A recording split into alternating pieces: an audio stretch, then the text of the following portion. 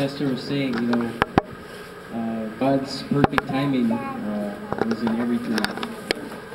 At first, I thought maybe that it wasn't God's perfect timing because I had to pay like $150 to change my flight. And for me, that's like, oh. But I told the guy who booked my flight, he was also a Christian. I said, I'm going to refuse to believe that this is like a curse. I said, we may not see the reason now, but I do believe that God has a reason, why my flight has to be canceled. And it seemed like it was due to another man's mistake, but it was God's plan in the very beginning. I don't know if you know, I just came back from the war in Afghanistan. So one of the things they do after we come back from war is they send us on vacation.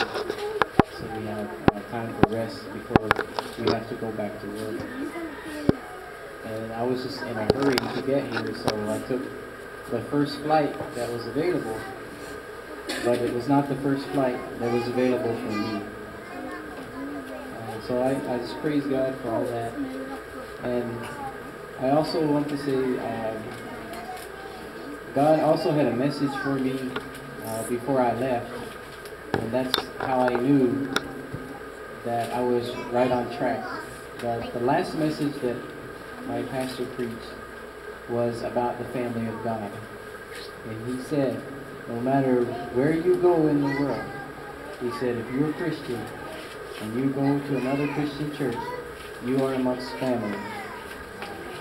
And the first time that I went to his church, he told me, you're a visitor the first time. He said, the second time you come, you're family. And so if I come again, I will be glad to see all of my family here again. Amen. Thank you, Pastor.